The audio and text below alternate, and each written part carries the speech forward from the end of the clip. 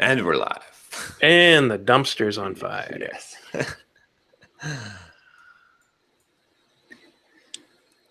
Oh, technology. It feels like Friday. Yeah. It does.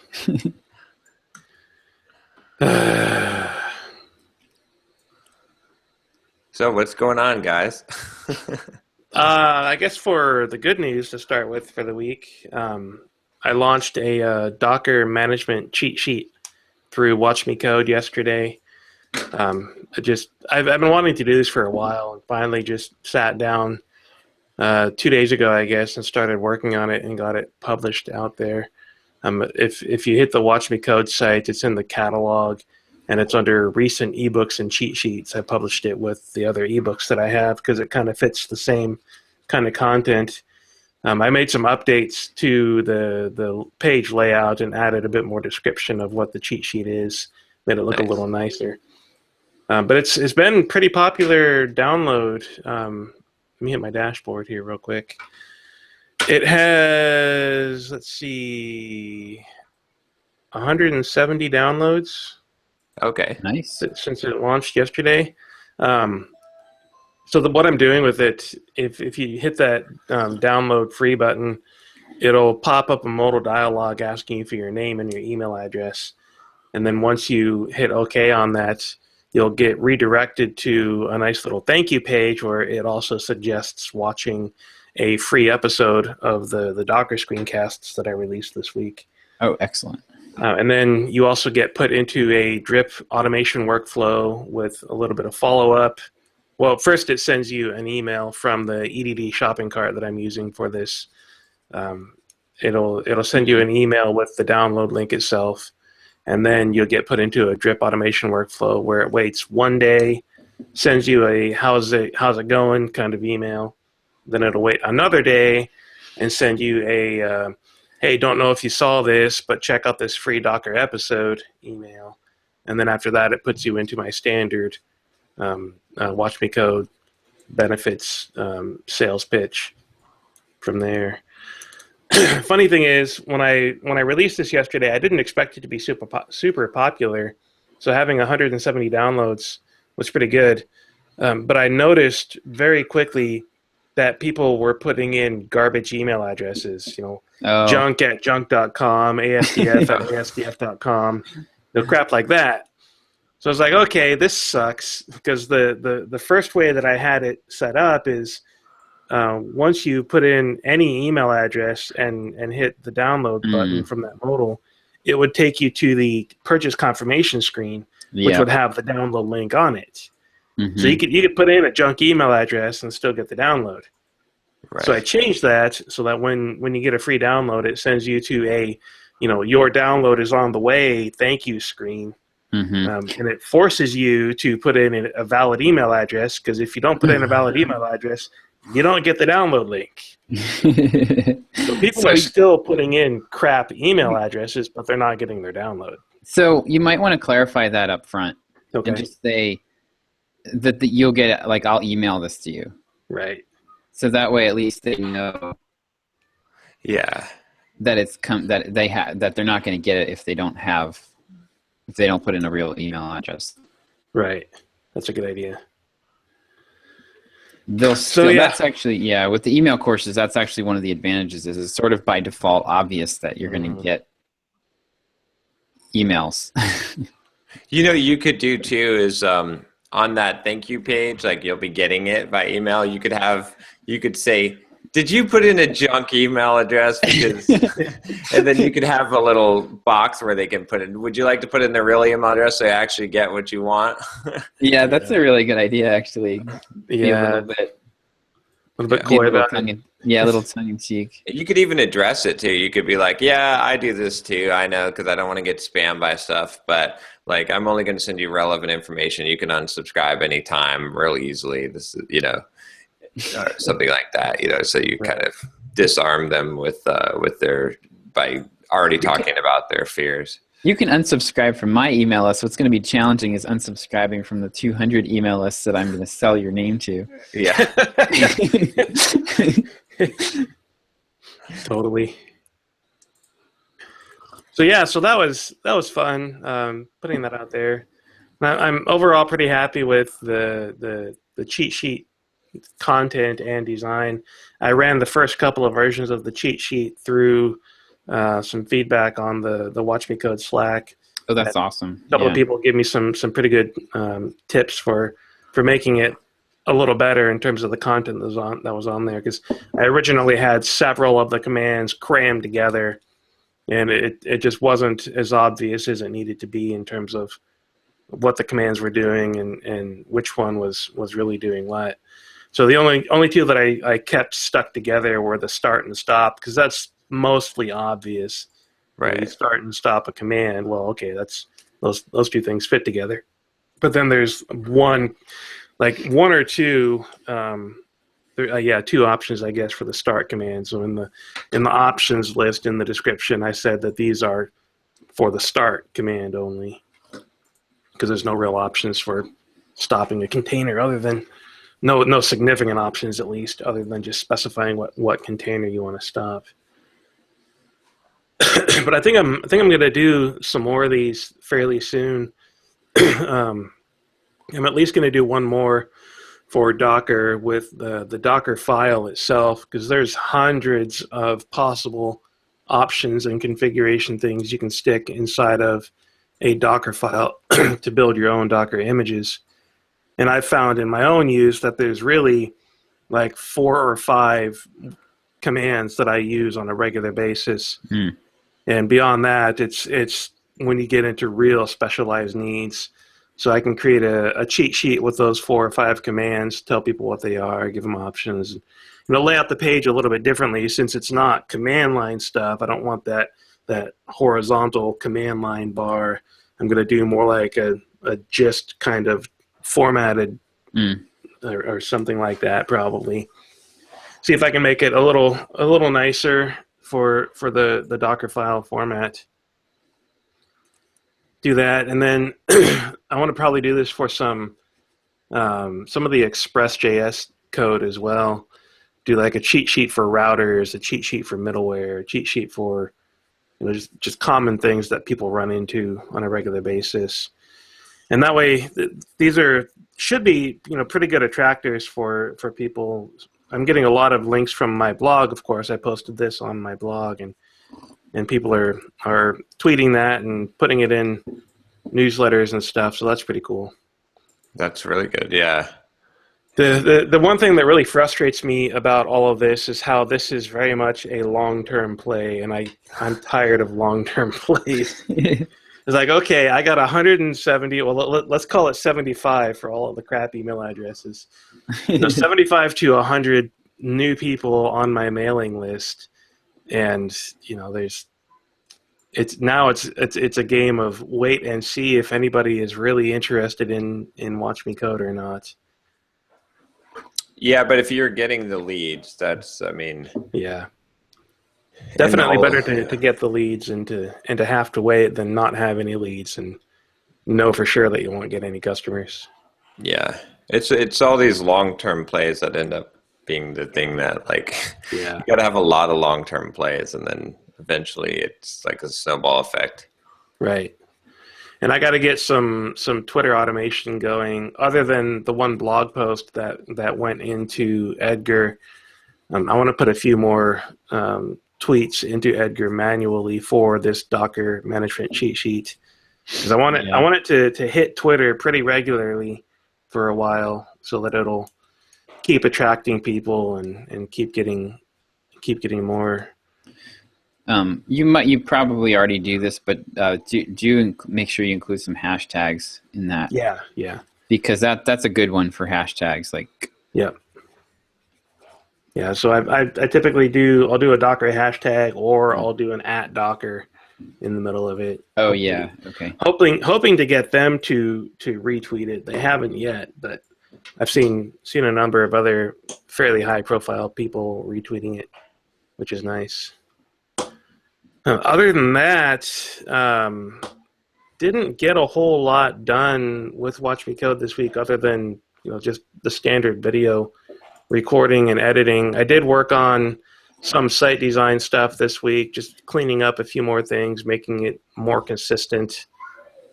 trying to get things all squared away in terms of design and all that kind of stuff, just to overall make the site look a little nicer. I spent most of Monday and Tuesday recording and editing videos, though, so that takes up a lot of time these days since I don't have an editor doing it for me anymore. But it's also kind of nice doing it myself because I can look at the content at a larger picture, and I made some decisions on Monday about content, or not Monday, Tuesday, I guess, since I was taking care of the kids on Monday since they were out of school. But I made some decisions about the content on Tuesday where I realized that the intro video I had recorded for the next segment was the wrong intro video. It was the video for the segment after the one that I'm currently working on. So I re-recorded the intro and redid a couple of things in the editing to make everything fit together a little nicer in the videos that I in the series that I released this week, and I had some pretty good feedback on that. A couple of people in Watch Me Code Slack said that the intro video made the content that I released this week make a whole lot more sense. So they knew what they were getting into with the series that I started this week, and it was easier for them to get into it. And then I had since last Friday, I had 2 new monthly subscribers, no new annual subscribers, which is still better than 0, but mildly disappointing since I had 3 annual subscribers last week, and then none this week. But yeah, it'll be interesting to see what your long-term monthly shakes out to be. Yeah, and that's kind of what I'm sitting at right now. I as I was working on content this week, I was kind of wondering, okay, what's the next thing that I need to do for the site? What tweaks, what adjustments, how can I improve the site in order to move things forward? And I kind of sat back and realized that I don't want to do too much to the site right now. Mm-hmm. Because I've made so many changes recently. I've dramatically improved the site design. I've changed the pricing structure to give the lower prices. The cheat sheet was really the one new thing, but that wasn't really anything structurally new. It was just another PDF, and I've already got PDFs up on the site. I'm calling it something slightly different, but ultimately it's the same kind of thing as what my ebooks are. Mm-hmm. Yeah, I think I kind of the way it feels to me is at this point you have done it. So remember the traffic conversion and economics. Yeah. Like you've basically done conversion and economics changes recently. Right. You've majorly changed your offer, and you've made completely redesigned the site. So right. Spending more time there at this point. You don't know what you're doing. You don't know what you need to fix. Yeah, exactly. And that's how I feel. I look at the site and I'm like, well, my wife, last weekend we were talking and she was like, so what's your next big change? What are you doing next? And I basically said, nothing. Yeah. I don't feel like I know what I should be doing right now. And I think that's okay. I think I need to just let this run for a month or 2 or maybe 3 or 4 and see what happens, see what kind of just see what happens in general, see if I get any feedback, if I get a steady stream of customers, if the site navigation no longer makes sense and people are asking questions because they're confused. Just kind of sit back and just keep producing content and see what happens. See what needs to happen after I continue to produce content. Yeah, I mean, I think one thing that you could do would be to define some tests, like look at what you've got, look at everything you've got, and like think, okay, what do I care about? Like how do I want people to actually go through this? And then that'll give you something to watch over the next couple of months. Mm-hmm. And then just make sure you're communicating a lot with your customers. Yeah. Yeah, and if you're gonna do anything, I would say the traffic side of things, like Right. blog post, webinar, something Yeah. in that area. You could, do a couple months of like podcast blitz, or there's any number of things you could do to just get yourself out there and get a little more traffic in. Right. But yeah, I mean, I think it seems like you're going to have.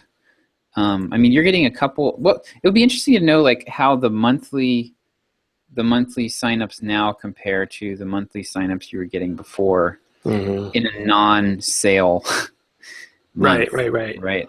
Yeah. It Like seems I like was, it's I was about the same. previously averaging, probably 20 to 30 new subscribers when it was basically $9 a month, because hardly anybody paid the full 14. Right.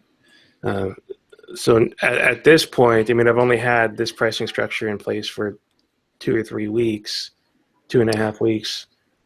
So having 1, 2, 3, 4 people in 2.5 weeks is not nearly the same level of subscribers as it was last year before I made all these changes.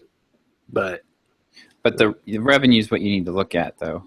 yeah, even at that, it's not nearly as high. I mean, if you look at my revenue on Barometrics, I'm still pretty far down below where I was. But I mean, like, what matters is this last 2 weeks. Right. So if you got, your average customer value before was around $60, I think. Yeah, 60 or $70, and now it's sitting at 430, 440. Nice. So, I mean, That's better. That's Yeah. an improvement. clearly my lifetime customer value has gone up dramatically. Right. So if you were getting, like you could do the math. You could say, okay, I was getting 20 people a month before at $60 each, and this week I got X people at an average of Y dollars, and compare that to where you were. It would be interesting to know. Yeah. Because you'll probably, like at $30 a month, you'll probably keep people about the same amount of time, I would imagine. Like probably end up being in that same 2 to 3 months. $20 a month. Oh, $20. Okay, yeah. So probably be. They'll probably stick around about the same amount of time, so you probably basically double there. Mm-hmm. So yeah, if I end up with, for the monthly plan, if I end up with a lifetime value of 3 to 4 months worth, that would be $60 to $80, which would be double what my previous was at an average of 3 to 4 months. I don't really think the average lifetime of a monthly customer is going to change. Yeah, I think the people that subscribe to the monthly option are just going to be the people that only stick around for 3 to 4 months because they have a specific need that they're trying to solve. Yeah. And I happen to provide the screencast they need right now. Yeah, and then basically the annuals are like a sweetener that will just bump your overall per customer value up. Right. Yep. You know what I do need to do? I need to put together a marketing campaign for the monthly subscribers to show them the benefits of the annual subscription and see if I can push a few people over that edge. That's a good idea. Yeah, that's an easy, it won't convert super high, but even if you only get if I get 1 a month, yeah, that's a whole lot. That's a significant bump in value for that customer if I can get 1 a month. Yep. Too bad you can't make that a one-click. Yeah, they still don't have that. The Restrict Content Pro team has, in the last couple of years, been pretty minimal. They've just kind of hung on to what they had and kept it afloat. And then a couple of months ago, I guess maybe 3-4 months ago, they started ramping up the team again to refocus on the RCP stuff and really start driving it forward again to get feature parity with and feature improvements over things like MemberPress. And I looked at MemberPress a couple of months ago. We talked about this previously, and I really liked the feature set that I found in MemberPress. They have a lot of the things that I really want to make, like one-click upgrades and other things like that, super easy. But they don't have any kind of developer API. So if I went over to MemberPress, I would be stuck with using what they provide me in the configuration options they have, which makes it really difficult for me to create the site that I have, because everything that I do is dependent on the API set for the customization and integration with the different post types and templates that I have. So while there are some things that Restrict Content Pro is limiting me on, overall, I think it's still the best option for me because of the developer support with the APIs that they provide. For that, if you do that one time, that upgrade thing, you could offer a decent little discount. Yeah. Kind of make it like a little bit. So you're not trying to get them to upgrade at the full price necessarily. Right. But this is like the only way. It's like an exclusive offer, basically. Yeah. But yeah, that would be a good one to do. Definitely. That's about it for me. It's been a slow, difficult week. Took care of the kids all day Monday because they were out of school, and then mostly just editing video and producing that cheat sheet. Not a whole lot else to say. By the way, I'm pretty sure that MemberPress does have a developer edition you can get that does have APIs. Really? Because when I looked, I couldn't find anything about it. Yeah, I'm pretty sure that's the version I have. I see there is a developer edition. I'll be right back. Sorry, guys. Oh, that's John. I don't even... if you look up developer edition, the first link takes you to their checkout page, and it doesn't tell you anything about it. Yeah. Just buy it. Buy it and find out what's in it. Is this just the RESTful API and webhook? It does add that, and then I'm not sure what Developer Tools add-on is.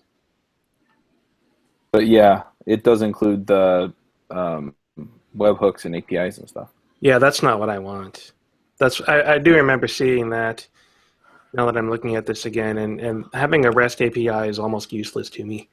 I need an actual PHP API because everything that I'm doing is on the server side. Right. Yeah, I don't know. I can bug Blair. It doesn't matter at this point. There's very little possibility that I'm going to switch away from RCP at this point. It would have to be...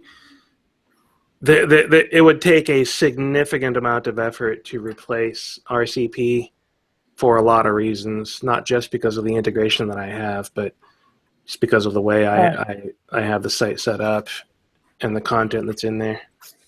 Yeah, well, if it doesn't add any value to you, then I won't bother. Yeah. So I almost I had those thoughts of rage quitting the internet again this week.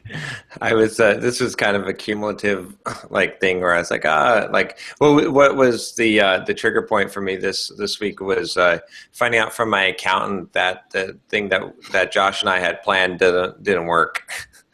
Our whole agree that there was going to be tax implications. That was it essentially essentially what happens if you have an S corp and you file an 83B election is that those shares that are restricted shares, so they basically act as if they're already vested.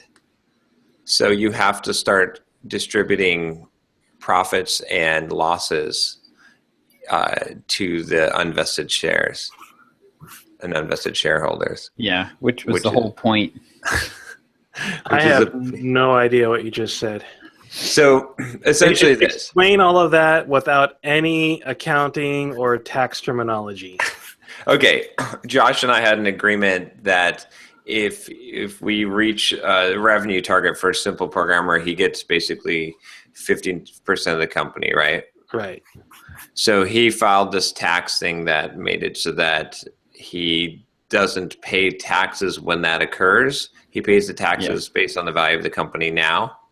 Because the problem is if we waited, right? Like if we just had this handshake agreement, and when the company when we're making $32K a month, then the company's going to be worth a significant amount more than it was when we started.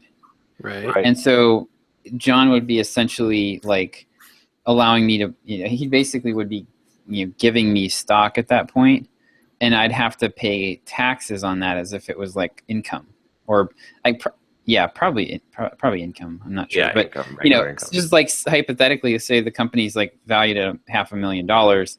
Essentially, I have to pay taxes on $500,000 or $250,000. Yeah, $250,000, which is kind of a non-starter. Yeah. So this 81B, is it 81 or 82? 83B. 83. Oh gosh. Okay. Yeah, the 83B election, basically, like, the idea is it allows you to pay taxes on the current value of the stock, which we valued the company much lower to start, and then I'm going to have to pay a little bit of tax on that, and then but I'm not actually, like, my stock, I own part of the company, but it's not like vested, so I don't really have full ownership of it. They're restricted shares. They're not can't vote, and they don't participate in profits, right? So in distributions, except that if you file that 83B election and the company is an S corp, which it is, then either you like with an S corp, you can't have different classes of stock. So the stock is the stock, right? If you have different classes of stock, like that have different rights or different, then it terminates the S corp. So essentially, by doing that, when you file that election in the tax code, it says if you have an S corp, now those shares are active and they participate in the profit and loss. So what this basically means is that Josh now has, like, if we go forward with this, it's as if he owns 50% of the company. It can be taken away, but as far as profits and losses, right, like, he'll have to pay taxes on the profit if Simple Programmer makes profit. Yeah. It's sort of the worst of all possible worlds. I would, because I wouldn't be, I mean, the way we set our agreement up, I wouldn't be actually participating in, I wouldn't be getting any of the revenue if there were profit. I just would have to pay tax on it. Well, yeah, but he would actually have to get the revenue according to the right. So, so you would or any distributions that come out. So right. So that was a mess, and so there's a solution for it. Before I'll go into this, so the solution for that we came up with is basically spend the money. Yeah. So there's no profit or loss. So invest the money in Simple Programmer, which becomes a little bit easier since I have to pay myself a salary, which comes out of there. And essentially what we're going to do is we're going to spend the money as wisely as we can to try to get to zero. And then whatever's left over, we're just going to pay me out as salary, which I'll have to pay extra taxes on, but it's not a huge deal. So yeah, not optimal, but I end up paying like an extra 3 or 4% taxes on any money that we don't spend that we have to. Now the problem becomes, and this wouldn't even be a problem except that we're going to do a launch, and we're probably going to make like $100,000 or $200,000 on a launch. Right. So yeah, I'll have to pay taxes on that. But hey, that's. So anyway, when this went down, I was like, I was just tired. I was like, there was a couple of things that was going. This was like the straw that broke the camel's back for me. I basically, like, Josh and I had a conversation. I was like, I don't know. I think I kind of wanted to just go on vacation mode and quit doing all this stuff. Like, I'm feeling seriously. just like, I guess burnt out. Even though I know that that's not a thing. Like, but it is. But here's what was happening though. So that was the iceberg, the surface of the iceberg. But what it had been accumulating for the last like maybe 2 months or so is I had been working, I had been waking up kind of late, like working, maybe finally getting to the desk about 8:30 or 9 o'clock every morning. And then, I'm doing the crazy workout at 3 o'clock. So right when 3 o'clock comes around, I'm always scrambling to finish something up. And then I'm working in the evenings trying to catch up on answering email or shoot videos and stuff. And I'm not getting a lot done, because I'm kind of procrastinating. My discipline started to wane. I wasn't being very disciplined. I wasn't doing really Pomodoro. And so this was happening for the last 2 months. And so so it was actually like, what I found, which was interesting, is that when you are not productive, but you're spending a lot of time, that's the formula. Like if there is, like, quote, burnout. That's the definition of burnout. Yeah, that's how you create burnout, right? Is a whole bunch of time, but not actually be productive. And so, and this is where I think this is where me and the I'll just call them the whiners, but the whiners differ, is that the whiners say, oh, you need to take a vacation and stop doing that, you're burnt out. And my answer, because the only real solution to this is the opposite of that. What you need to do is you need to push harder, but compress the time. And so that's what I did this week, actually. So I was kind of on this fence. I was like, look, I'm either going to just say, screw this, I'm done, or I'm going to like get the discipline back in.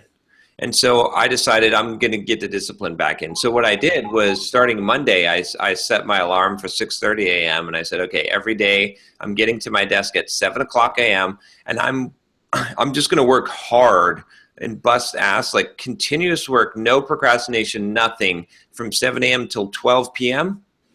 And I'm done until 3 o'clock when I do my workout, right? And so if I wanted, now I've got 3 hours of time where I could, like, I want to play some video games. I want to do something else. I want to like do something that's not like hard work type of related in the business. And then I'm getting my Pomodoros done during the day. And so I did that Monday, Tuesday, Wednesday, Thursday. I've done it, all this week. And not only do I feel like tons better, but I got probably like 5 to 6x the work that I normally get done in a week, with technically less hours, and I no longer feel burnt out. So I think that's just a lesson. Like I've learned this lesson before, but I guess I haven't really learned it, which is like, and it's just become extremely clear to me, is like, if you're starting to feel burned out, you need to really look at and say, okay, I'm putting in a lot of time, but I'm not getting a lot done. The answer is compress it. Put a time limit on the time that you're allowed to work, and work hard during that time. Because if you start to slack off, you feel like crap. Like you feel so much better when you work hard for 6 hours than you do when you are kind of like sort of procrastinating, sort of slacking off for 12 hours, if that makes sense. Mm-hmm. Totally.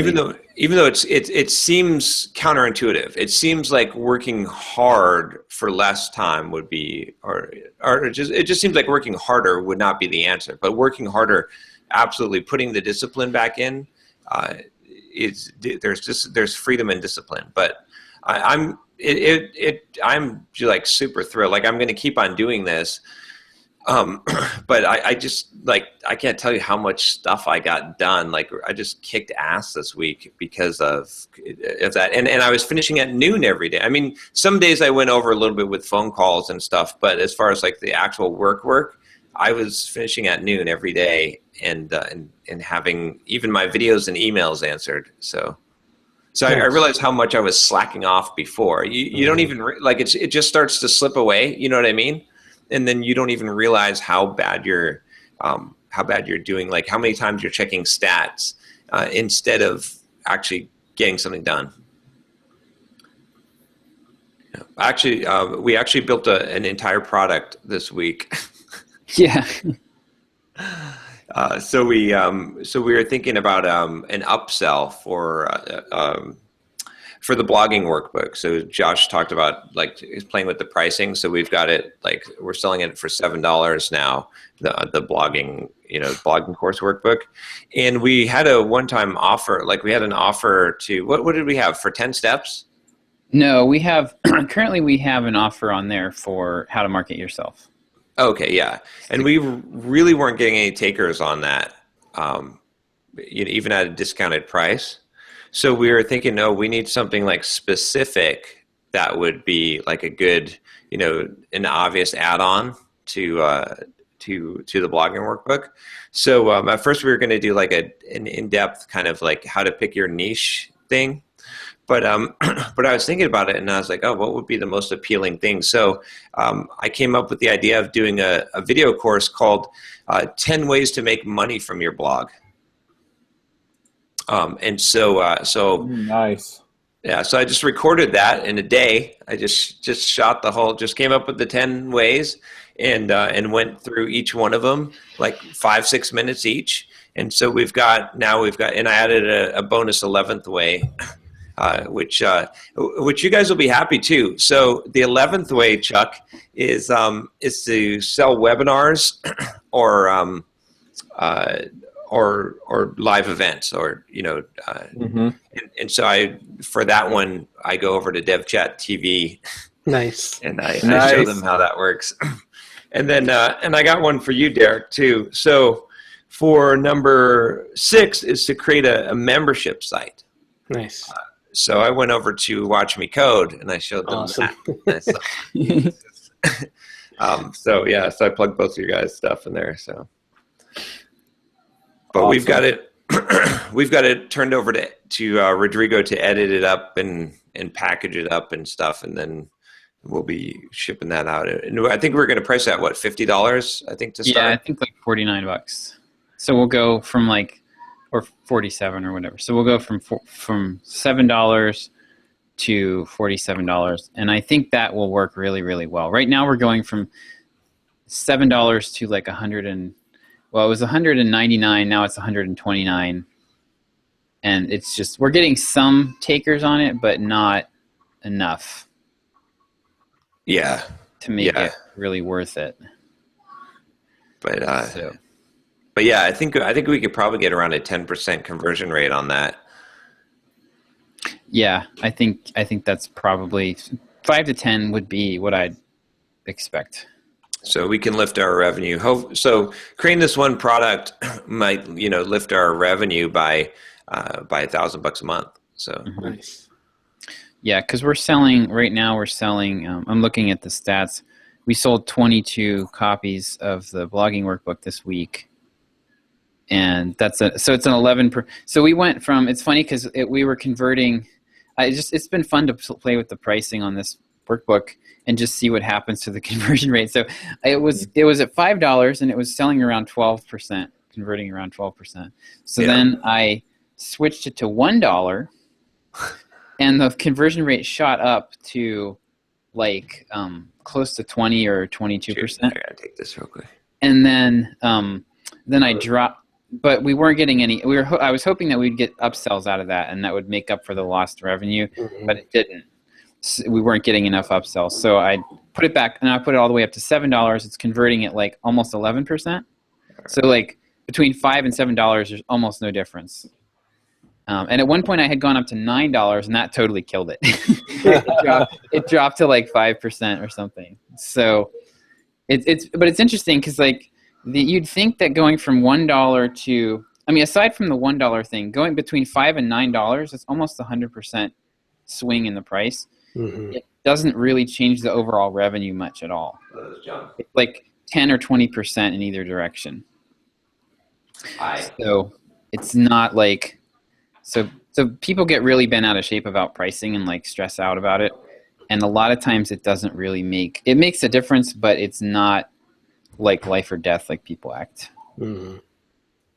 Okay, yeah, I'll come by. John's buying something. We need to mute him when he picks up his phone. Yeah. Okay. So you have a lower price product than that you're selling. Is that what I'm seeing here? Yeah, you mean the workbook? The workbook, yeah. Yeah, that's like so the blogging course is free. It's an email course, and then we've got basically like a PDF version of it with some extra worksheets and stuff in it. And that's the workbook that we're selling. Mm. And that's really just kind of a tripwire type of product. Yeah, I've been trying to come up with some of those for my stuff. So, yeah. Yeah, like, I mean, small actionable PDFs are good for that. Right. Swipe files and cheat sheets and workbooks and... Oh, yeah. Swipe files. I didn't even think of that. Now my brain's going. Yeah. Are you thinking for your career thing? Yes. Yeah. So I mean, like, what's that? What's a swipe file? It's just like examples. So, like, like if you've got, So, for example, for the job thing, it'd be like, dear future boss, I'm really interested in working at your company because I think that blah, blah, blah, and I'd really like to contribute to da-da-da-da, and, and then you give some examples of some of the replies that you could get, and you can put some more in the swipe file. So the next one's here's how you respond if they say, we're looking for someone with a little more experience, and here's how you reply if they say, we'd be really interested in having you apply. Here's the website to apply at, or we'd like to interview you, or whatever, right? So you have all that in there. Yeah, so the more specific and concrete you can make it, to the easier it'll be to sell. Like my client, back when I was freelancing, the running guys, they had like this assessment. It was like a basically like a flexibility assessment type of thing, and it was like, it was basically just a video, and it was just two things that you could do that would immediately tell you how healthy you were as a runner. So something like that, that's like pretty short, concrete, actionable, tied to a clear benefit. That stuff works well. Okay. But yeah, so we should. It'll be interesting to see what happens with this. It's amazing what you can do just like in a day, like just coming up with an idea. And like, I mean, there's all these ideas. I think probably Noah got me thinking about some of these things when we went to that conference. It's like, there's a lot of ways you can think of a quick way to make a lot more money. But the thing about what you just said is there's a lot of ways you can make money if you already have an audience and the product you're building or selling, whatever you're selling, is relevant to your audience. Right. Well, yes and no. I mean, obviously, like if you have an audience, it's easier. Like I was just thinking like that Josh and I need to have a discussion about like, we need to sell people things at every opportunity that we have, right? Like that's like a big opportunity for us because we have a large audience, because we have a lot of engagement already. Like we need to sell you a t-shirt. We need to sell you, whatever, every time that you've got, you buy something, we'll want to buy something else. Like here's a storefront. Here's a button. Would you want some stickers? You want like, you might as well be offering all this stuff. Like you might as well have a bunch of courses that you've got. Like, do you want to know how to advance your career? Do you want to know how to do this, how to make money from your blog? All that, like, might as well. But I think the same thing applies at the different areas of the triangle too that Josh was talking about. Like on the traffic side, like there's this guy on my Facebook group in the Facebook group I'm not supposed to talk about. This group that I'm in with Dan Martell that's got a bunch of people in there. This guy, he is like always posting these like traffic hacks that he's like, oh look, I just did this today, and like so. He comes up with these quick wins all the time for like generating a bunch of traffic real quick. And I think that same opportunity exists there, right? Is like you can figure out some ways at each step, right? You can, you know what I mean? Like, because you've got the three levers in business. You've got like, get more customers, make more money from your customers, or Was it? It was, Or, it's basically get more customers, increase your average order, and make more repeat sales to existing customers. Right. Okay. So each one of those factors, you can brainstorm and come up with. There's quick wins there in every one of those areas. There's quick wins. You just got to kind of brainstorm and figure them out and see if you can come up with them. But I'm sure there are. Like there's definitely things that you can do. Yeah. Yeah. And if you don't have, if you don't have any audience at all, then that's where you're doing stuff like Noah does with the sumo jerky. That little case study was amazing. Like he's literally just going to his friends in Skype and pinging people in Skype and asking them if they'll sign up. So yeah. Oh yeah. So like I was thinking, okay, so I was thinking along these lines. Like yesterday when I was running, I was like, okay, I need to get to 100,000 YouTube subscribers this year. I'm almost at 50,000. Time is running out. It's October 15th. I've got less than a quarter. How am I going to do this? And most people's answer is no, you can't. Like it doesn't matter. You're not growing fast enough to be able to but that's not true. There's a lot of ways. Like for example, I just need to sit down and do a brainstorming session and figure out how I'm going to do it. But it's definitely doable. I mean, one idea that I came up with was, well, what if I make the ultimate programming tutorial or series? And I just it's free. It's this is super valuable, getting started as a programmer. And I just create like a 6-hour video that is on, that just takes you from does something that most people wouldn't believe is YouTube possible. Immediately bans you for uploading a 60 gigabyte file. People do that though. There are 5-6 hour videos on YouTube. Really? Sure. Wow. Oh yeah, yeah. And the Engineered Truth guy, he did a live recording, and it was 5 or 6 hours. Wow. But I mean, that's one example. If I created the ultimate, this is a totally free resource that is super high quality, that takes you from not knowing how to program to actually being beyond what most people would think is possible in 6 hours, that will spread like crazy, right? That's it might not, but if I come up with 15 ideas like that and implement them, one of them is probably going to hit a home run, and I can probably pick up 50,000 subscribers from it.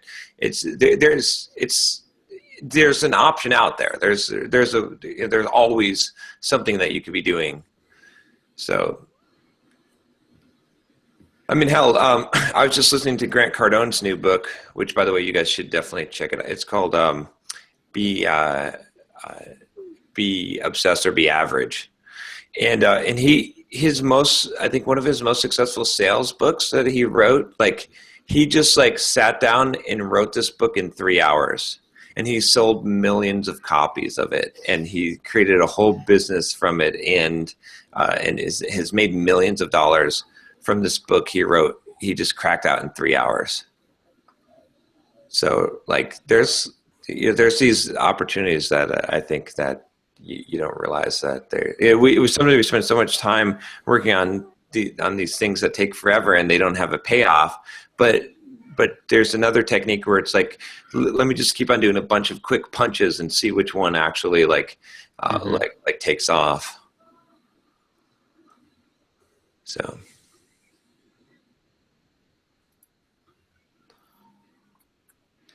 Nice.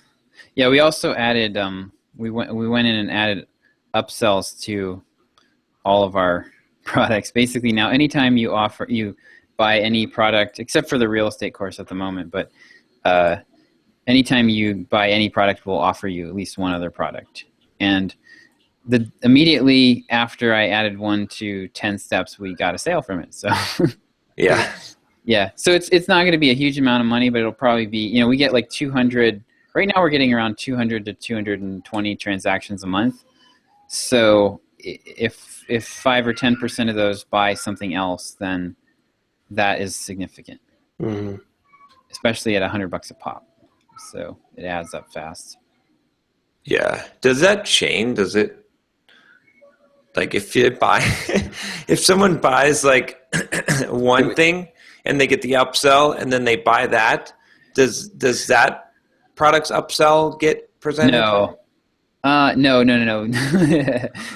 No, because that would lead them back to where they started at the moment. Exactly. Yeah. That's because okay. the way Zax has set up the products, the upsell products are separate from the real product. So, yeah. Okay. Gotcha.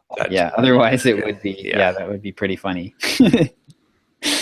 Yeah, they get through your whole catalog and just starts back at the beginning. Yeah. And that too, and that too, and that too. Yeah. But yeah, I've been thinking about that a lot lately. About just like I said, like we might as well be upselling everything. Like you might as well like have another offer for something else, and like might as well get the Patreon, have the Patreon out there. Might as well have T-shirts that you can buy, right? So. Oh, speaking of that, I also applied for a trademark for Simple Programmer finally. I figured it's about time because don't need someone registering Simple Programmer and screwing us. What, like simpleprogrammer.net? No, the trademark, the name Simple Programmer and the logo. Because imagine what would happen if someone word marked it. Well, what happens is if you can demonstrate that you've been using that trademark before they registered the trademark, then you can continue to use it. Then you get to continue to use it. Yeah, well, so the way that the law works on it is if you, let's say some jerk came in and registered Simple Programmer, the word mark for it. If I showed that I was using it before they trademarked it, then I would continue to be able to use it for what I'm using it for, but I would not be able to expand it into any new products or offerings.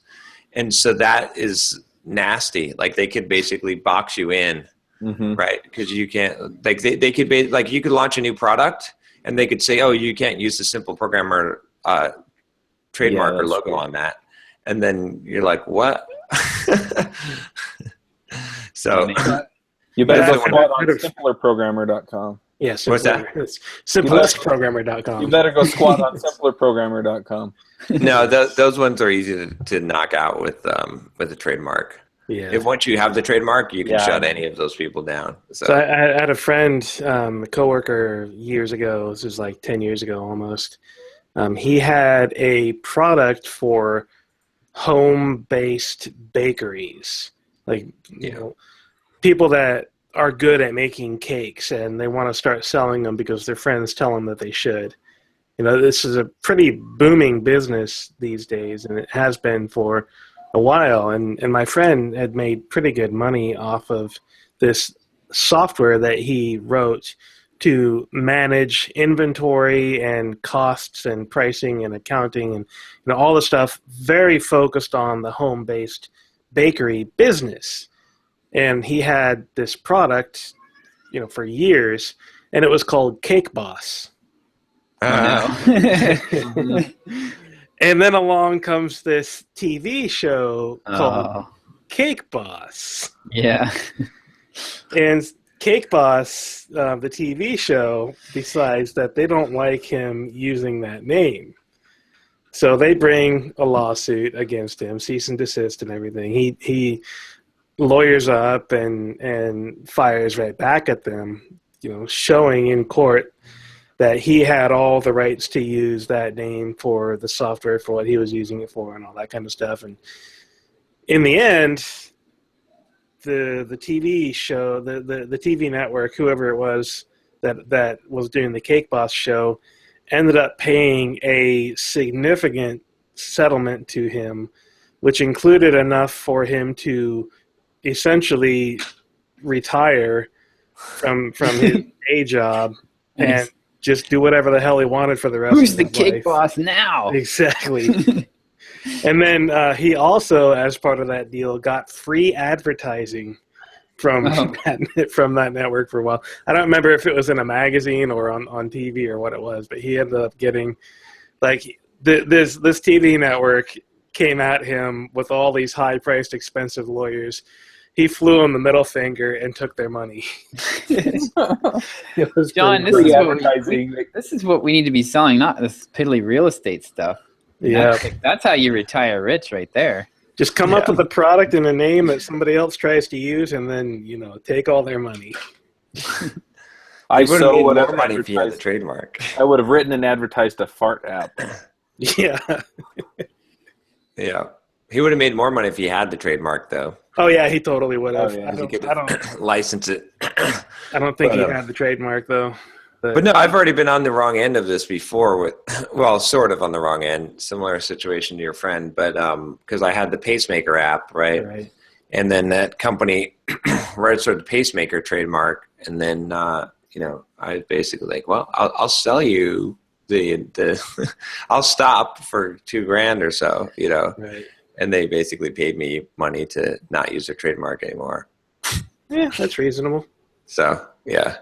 But anyway, with Simple Programmer growing to the size it is, we don't want someone coming in and grabbing. I've thought about doing that with Watch Me Code as well, because there are a fair number of other references to the phrase Watch Me Code, and there have been other products and services with that title in the past. Yeah, it's not a bad idea. I mean, it's not I think that I found a trademark company online that does the trademark for you. I think to file it, the base thing is they charge $60, and then you have to pay the patent office $250. Right. So it's not expensive, but I paid them an extra $200 to do a search, national, so end up paying maybe $500, $600 total. But at this point, it's worth it. Some people, they start a business and they immediately trademark the logo and the name. And I'm like, I don't know about a $500 or $600 investment, at that point, no one cares about your name. They're not going to, but when you get to a certain size, I think it probably matters. And for small startup, ideas, having a trademark is almost throwing your money away, because as soon as you stop using that name and logo, you essentially forfeit your rights to the trademark. You have to show continuous use, within reason of the name and or logo in order to keep the trademark. Yep. So, so that should take, it's a 6-month process, but but I figured I might as well get that started. I also this week I had a sound guy come out, and I bought acoustic panels for my office here. Nice. So. That'll be nice. Yeah. You can see mine hanging up right behind me. I thought about doing that. It's worth it. It cleaned up so much of the sound quality in my office. I haven't even installed all of the panels that I want to install yet, but I've got those 4 squares. I've got basically the same pattern on each of the 4 walls. Then I've got some larger panels on the ceiling. I have some corner bass traps that I need to install, and I have a few more panels worth of squares that I need to put up in a few other places. But even with having half of it installed in my office, the sound quality is significantly better than what I was getting in here previously. You have a hard floor too, don't you? Yeah, I've got a hardwood floor, which is hell on recording. It creates an awful amount of echo, so having those really helped. I don't record in my closet anymore. I got tired of, even though I literally have a duplicate setup of my desk in my closet. I have an extra monitor, an extra keyboard, an extra trackpad, an extra headset jack. I duplicated everything in my closet. But even at that, it's a pain in the butt to have to pick my laptop up and go over there and plug everything in and get settled so that I can record. Now, everything is here on my desk all the time. I pull the microphone over, I hit record, and I'm going. Yep. Nice. And then I can also include video of me now, instead of having to hang up a sheet or something like that, like I've done in the past. You probably don't need the bass traps, because unless you're recording something other than vocals, because the range, you shouldn't be low enough to. Yeah, it's probably true. Not going to get a ton of low end out of my voice, but yeah, I bought panels. I bought they're basically fiberglass panels, so they're those fiberglass. Are amazing. They weren't too expensive. I think I bought 10 panels that are like 2 foot by 3 foot panels and 2 inches thick. And it was like, I think $600 maybe total for, Sounds about right. and I'm going to get the whole, all the walls that I can in here, but it should greatly improve the sound quality. Yeah. If you're going to spend the money and have it really done right, the fiberglass panels are definitely the way to go. Put some nice, designer kind of look to it. Instead of just having just raw fiberglass hanging around, you put some nice cloth around it. But you don't want to do anything hard around it because that would ruin the point of it. But having a nice cloth around it, a nice something to make it look good, and then you can hang those in various configurations to actually make your office look nice instead of having these stupid square panels like I've got hanging on my wall. Yeah. It'll actually look good. It'll look like, designer kind of set up on your walls. And it'll be a huge improvement for your audio quality. Yeah, I'm looking forward to it. I got to get it all hung up, but yeah, I think it should be nice because I've always had problems. Even my old office, because old office I had the hardwood floors. So yeah. All right, I've got to sign off. I've got my next speaker. I got to get lined up, but okay. I'll see y'all next week. All right, see you, Chuck. Oh, my Code Newbies podcast episode came out this week too, which got us. I think got us a bunch of signups, Josh. If he's we've been going insane. Like our signups have been through the roof recently, and I've been meaning to look at where those are coming from. I think it's all going to I think it seems like it's mostly all going to the book. Yeah, it's that Code Newbies thing. I'm pretty sure because that went pretty wild. There was, and I felt like that was the strongest interview I've done, I think.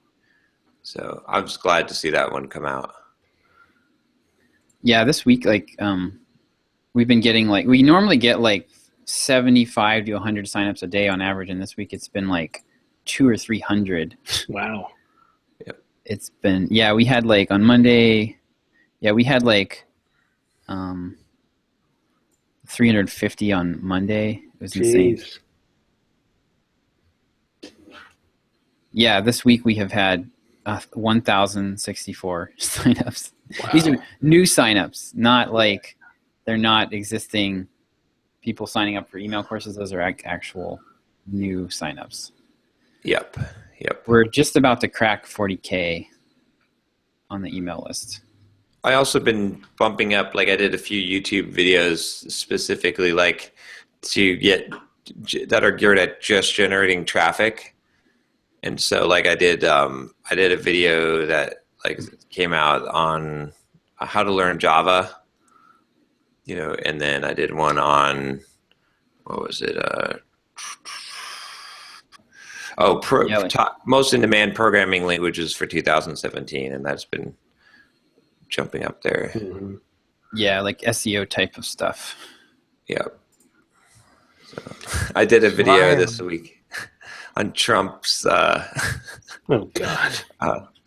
On his those tapes, on the leaked tapes. Yeah.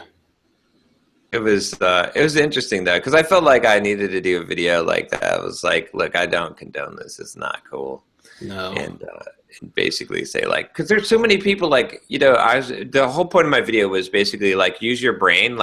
You don't have to be in one quote camp or the other. You can like someone, but not not everything they do or everything they stand for. That's a totally acceptable. You don't have to just be a brainwashed idiot. Of course, I got a bunch of brainwashed idiots comment on that, on both sides, saying how I'm an idiot because you're right. Which I think of course you're an idiot. You have an opinion on the internet. That's that's the definition of idiot, right? Yeah. I think what you were coming out against, John, was blind partisanship, right? Yeah. In any form, whether the people that will just support whatever their guy or gal does, they'll just support it, right? And rationalize it no matter what. Yeah. Because the thing that pissed me off about that was that, like, obviously I've been a Trump supporter, which I didn't really come out and said on the the YouTube or anything, but on the YouTubes. But but like when he did that, I was like, that's not cool. Like I'm not gonna. But there were so many people justifying it, right? And it's like, okay, I get you like Trump. That's cool. That's fine. I like Trump, but you can't, like, the thing is, like, you corrupt your soul when you like you sell out to a person or a party or a like a group, when you just like blindly, now whatever they do you're going to justify, right? It's okay to say, like, I like this but I don't like that about this, and that's again, on both sides though, right? On the Clinton side too, it's like, okay, maybe you like her economic policy and you like, all this stuff, but like, don't just like say, well, she didn't, like, don't make justifications for lying about emails, or don't make justifications about like, just be honest, just be like, I don't like that part, but I don't think that matters that much, but she did it and it was wrong, like, it's just, what I mean? Just, you see what I'm saying? Just honesty, like integrity, like mental honesty too. Like, the whole thing, it's just I don't know, but it's such a, every time I say that, like, people get so butthurt. There's going to be people that are going to be butthurt from this episode. Like, every time I tell someone to use their brain, right, just like the creation versus evolution thing, again, the whole point was like, I'm not taking a side, I'm just telling you to use your brain. That's when people seem to get the most butthurt the most. They just want to like blindly follow something and just believe all the points of the thing, whatever someone tells them to believe. They don't want to like have to use their brain and and actually analyze the stuff. So anyway, that video went pretty crazy, but yeah, I'm sure we lost some subscribers and gained some subscribers. So yeah, it's it's funny though, because there's like reactions on both, but there's obviously a lot of Trump supporters on the channel, but there was one guy that was like, I can't believe you would ever like even mention anything good about Trump at all. I'm unsubscribing and I'm not, I can't in good conscience associate with you anymore.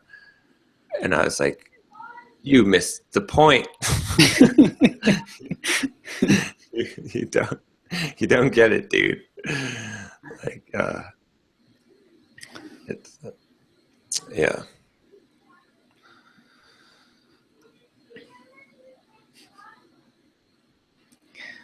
Everyone's afraid to say something. Whoever speaks next loses, right? Yeah, exactly. But yeah, it'll be interesting to see how this plays out and shakes out with everything. We certainly have some forces in the world that are purposely dividing Americans against each other. It's some people have different opinions on who those forces are, but it's clear. There's no way to escape that fact. We're being divided, and it's being done on purpose. And the Earth is flat. Didn't land on the moon. This is going to be the conspiratorial episode of the Entreprogrammers. Yeah. So I freaked John out. Oh yeah. So I finally got around to pulling the trigger on my course that I've been talking about for so long, and I've wanted to do.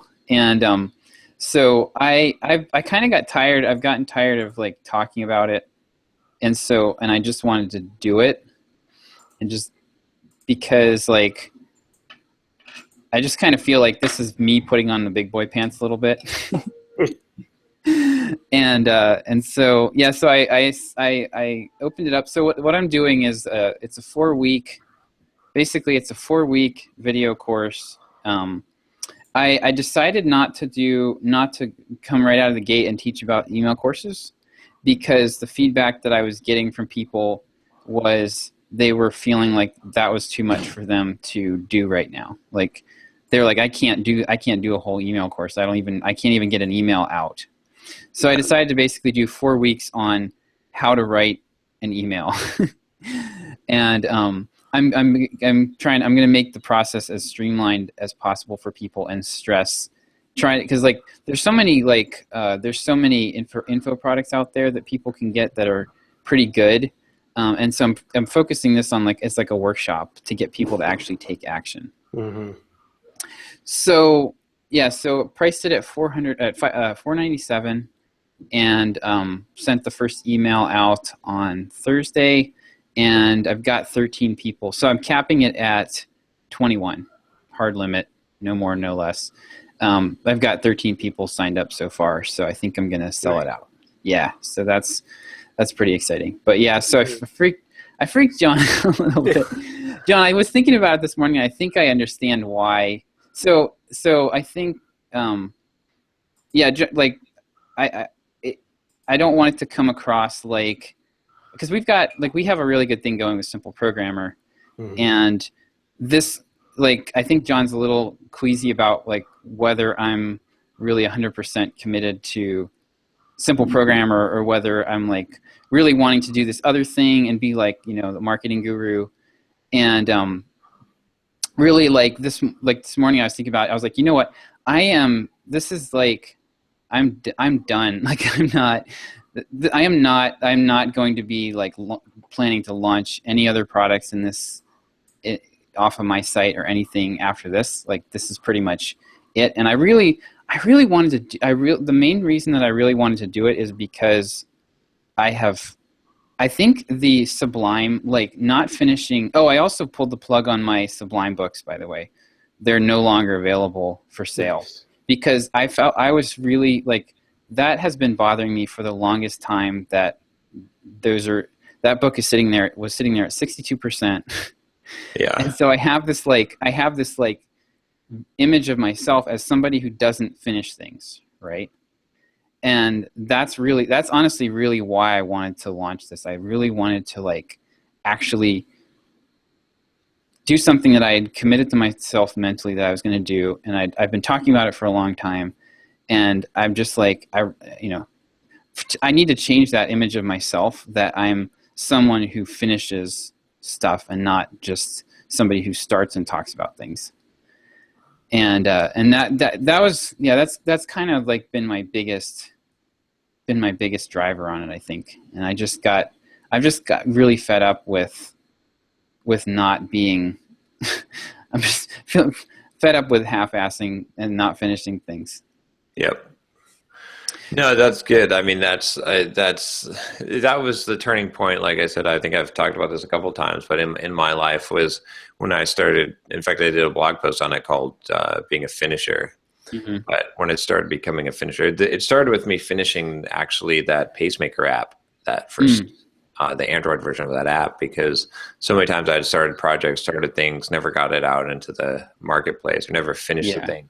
And once I started identifying myself as a finisher, there was nothing that I didn't finish. I started finishing everything, and started having a huge benefit on my career. So, yeah. The thing I was concerned with it was just that, I'm sure you can imagine, if we're going to hit the revenue targets, it's going to happen. Yeah, the timing of this was awesome too, right? Because this was on the heels of your re-upping, basically, right? You're exactly. Yeah. I'm going to quit the internet. No, I'm not going to quit the internet. Yeah. So I mean, I'll say this, John. I'm not planning to, until we hit milestone 2. I'm not planning to do any other products or anything else like this. Right. Yeah. So that way I'm going to be, I'll have this out there. I'm probably package it up. It's right now, it's going to be it's not going to be launched maybe a couple times a year or something. But none of that is happening until we get milestone 2 or beyond done. So, yep. I just want to make that clear. So. Okay. Yeah. I did have a panic because the way our arrangement is set up, like any of us, either of us can end it at any time. So right. Oh yeah. Oh yeah. And that's why I was like, okay, if I'm thinking about this, like I have to really think about like, are we on target? Like at any time, it's kind of like you're auditioning all the time. It's like, right. But you're always valuable enough to keep around as long as you're going, like as long as you're working on the simple programmer stuff, right? So It's like in my head, I'm like, okay, objectively, I have to think about this, like because I'm like, okay, we're going to hit the revenue target. Like just with what I'm doing, I know just launching this stuff, I know just like we're going to eventually hit that second milestone. But you know, the benefit, I guess I don't want, you know, not that you would do this, but to any degree, I giving away 50% of my company is a pretty big thing.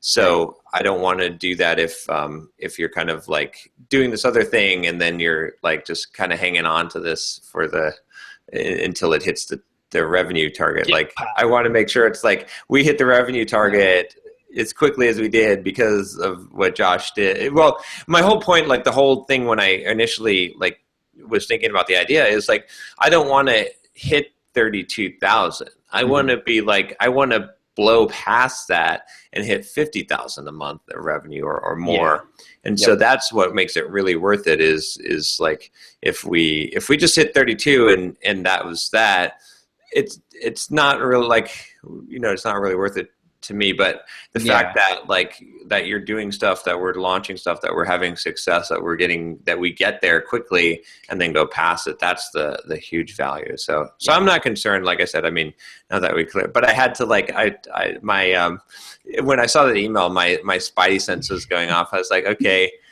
we have to have this inconvenient conversation because like I have to address it. Otherwise it's going to be eating me because I'm like, well, what's, you know, and I also have to give you the option. Like I was thinking like, okay, if you want to like go full bore into this thing, you can do it, but we got to figure out how, you know, because I don't want to be like holding you back from doing what you want to do if you don't want to do the thing. No. So I think we're good though. I think we've got it cleared up. The key thing is to bring it up and like address the stuff rather than not address it, I think. So. Yeah. So I was stressed out enough about this launch, just doing it. Yeah. You know, and then I'm like, oh man, now John's like thinking I'm gonna bail on him. This is not cool. So, but yeah, so we're good. I'm really. I mean, we're killing it with Simple Programmer, and I don't want to jeopardize that. Honestly, if it came down to a choice, I there's no question in my mind which I would choose, and it would be Simple Programmer. So, yeah. No, yeah, we are killing it. We're doing good. So yeah. So we should talk about. We came up with a good plan. Interesting plan for the real estate product launch. Oh yeah. So basically yesterday we had a meeting about it. We were like talking about how the angle we want to take with the sales page and the email course and all that stuff, and then we've been planning on selling the course for $497, basically just $500. And then toward the end of the call I was like, we need to come up with $1,000 version of this at a minimum. Yeah. And John was like, yeah, that makes sense, because one of the big mistakes we made with 10 steps was we did not have an upsell, and we probably, like with that course, we probably left, because that made $45,000 on the launch. We probably left at least another 30 to 50 grand on the table that we could have made if we'd had a higher end version of it. Mm-hmm. So we don't want to repeat that mistake. So we had come up with a bunch of bonuses, but we're like, I was like, you know, I feel like if we're going to charge $1,000, we need some kind of like live component to it. So we start talking about like how, you know, what could John do? Like maybe he could like, you know, help people decide whether their real estate deals are good or not. So he kind of give them a thumbs up, thumbs down on a couple of deals that they're thinking about. So that would be pretty valuable. But then we came up with the idea of basically a couple people had asked for like, they wanted to see John buy a house or buy a property, right? So we came up with the idea where we're going to basically sell. So for the launch, we're going to for $1,000, you're going to get to be part of a community, basically like a reality TV type of deal, where John is going to go out to Kansas City and buy a property, and he's going to record the whole thing. Yeah, with ahead. Your money. Yeah. Okay. Your money. We're going to take the money from the launch, and John's going to go invest it in an investment property in Kansas City. And we're going to record the whole thing on, and have private videos for it. And we'll drip it out, like, as it happens. It'll kind of happen for the first cohort, like the first group of people from the launch. It's going to happen in real time. So, it'll be like, maybe a couple videos a week for a while. Mm-hmm. And he's going to create all this content. And then basically we're just going to can that, and that'll be we'll still use that as the $1,000 version later. We won't sell it as being live because it won't be anymore, but we can still drip it out like over a period of weeks. So you'll still get to watch in a month or two, you get to watch John go through the entire process, all the home inspections, picking the property, everything from start to finish. And, kind of have this like canned reality TV type experience.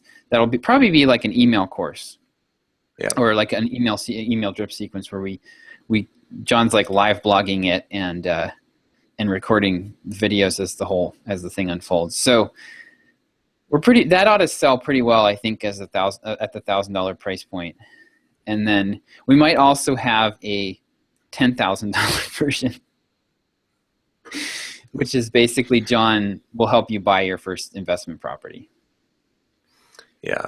And that'll work. Like, I think a few people will probably buy the $10,000 one, and it'd be worth it if you're really if you've got the money and you're looking at doing real estate, like to have someone hold. I hold your hand. That's what it is. It's like, I will make it so that you don't make mistakes on your first investment. Like we'll run everything. You'll run everything by me. I'll coach you on whatever, get you through it, and there you go. They've got your deal. So I think some people will pay $10,000 for that, and I think it'll be worth it. But it also will be a really good price anchor for the $500 and $1,000 package. I think that'll make it like when you have something that high end on the $10,000, it really will make $500 or $1,000 seem a lot cheaper. So we'll see. This will be interesting. Yeah. I'm expecting to sell 3 to 5 of the $10,000. Probably like around 200 of the $500, and then maybe like 20, 30, 40 of the $1,000. Yep. So we should have a pool. Oh yeah, what we'll sell. Yeah. Yeah, it would be interesting to just like have sealed envelope predictions. That's a good idea. But yeah, that was funny because my wife kind of overheard a little bit. She's like, are you buying a prop? What? That's like, yeah, don't worry about it. Like, no, wait a minute here. You're going to buy another property? I'm like, yeah, don't worry about it though. It's for a course. Yeah. How much money are you going to spend on this? Put $40,000 down or something like that. Where are you going to get this money? Well, it's going to come from the course. So there won't be a risk. This doesn't seem like a pyramid scheme at all. No, not at all. This is quite literally send me money so I can buy myself a house. That's Yes, it'll be an investment beachfront property. Yes, yeah. Exactly. But no, I think it'll work really well because that's like, I mean, that's valuable. I would easily pay $1,000 to get that kind of information if I was going to look at investing in real estate, because that's going to save. I mean, if you watch someone do it, like, it's going to save you so much headaches and mistakes, and just actually see how it's supposed to be done. Like, I think that's a huge. We need to register watchmebuyAhouse.net. Yes, totally. Because that'll be Derek. We can just, or maybe we could subdomain. I don't know. Like, you need to have like you need to register like watchme.net. Watch me do stuff. Yeah. just have all these little offshoot properties. But yeah, no, that'll be interesting. I'm excited about it because it's an interesting way to make that $1,000. Even the canned version of it will be a lot more interesting and a lot more valuable than just more videos. Mm-hmm. Yeah. Yeah. Because it's like an experience that you're going through, and not just, and you're getting the information dripped out to you too. So you're not gonna, it's not like, that's always a lot more valuable than just an information dump. So I'm very curious to see how this works out. Yeah. Yep. So yeah, we got to get that thing launched and then get the book. We're going to need, John, you're on the hook now for 10 years of videos for this, because we're going to stretch the series out for 10 years so you can show your returns and yeah, how you don't go bankrupt in the next housing bust. Yeah, et cetera, exactly. et cetera. So. That's funny. Yeah, it'll be interesting to see what happens with that. But I got to get this book finished up too. That I'm making good progress though. I'm on like chapter 43, I think, of the book. I'm just writing up a very controversial chapter this morning. Oh no! Called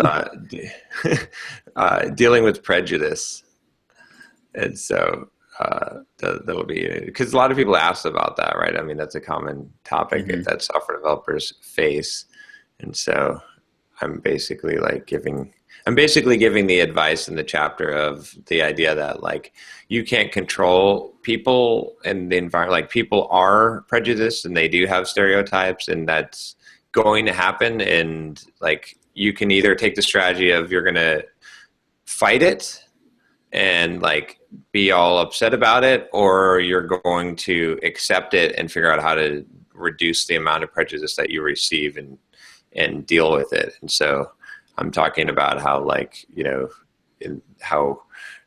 first of all, just acknowledging that people have it, that we all have it, that you do have it too. And then I go through the whole, your best chance for avoiding prejudice. And that's where it's going to get interesting, because I've done this already before, like on YouTube videos. So I know kind of people's reaction, but I talk about things like, context, like how your name, like if your name is John Smith, in different context, in the context of the US, that's probably good. Like, you're not going to receive any prejudice based on your name.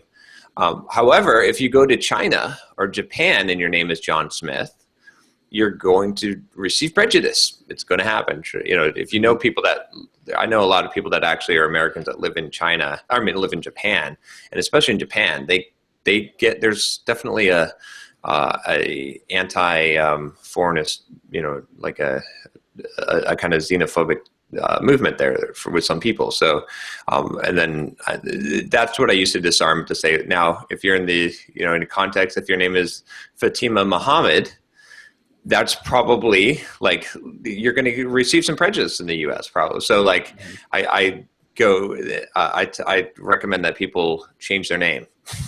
Legally change your name. Like, right? Why not? Like, actors do it. A lot of people do it. Like, that's going to reduce your chances of prejudice. Pick something that, not a big deal. But, and I talk about actually how I thought about changing my last name, but it's too late now.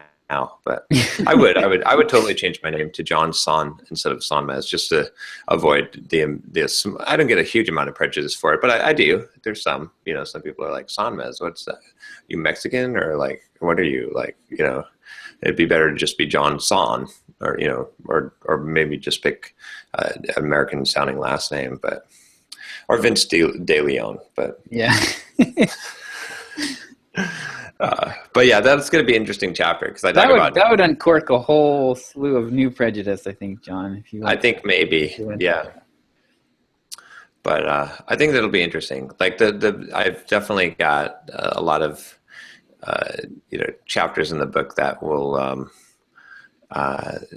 address like all these topics that I think people don't address, right? Because it's like, you need to address these kind of things. Like, people do struggle with prejudice in the workplace, and they have no idea how to deal with it because everyone who's dealing with it is telling them how to deal with it with kid gloves on. They're not actually, they're afraid of the political correctness. They're afraid of addressing these real issues. But if I give you some really solid advice and I'm like, look, the easiest path to resistance is just to change your name, right? It's like, it doesn't mean that you're not a good person, that you're not proud of your heritage or any of that. It's just a way of avoiding, like, why fight that battle? You know, pick a different battle to fight. Like, that's a simple thing to do. Or change, adopt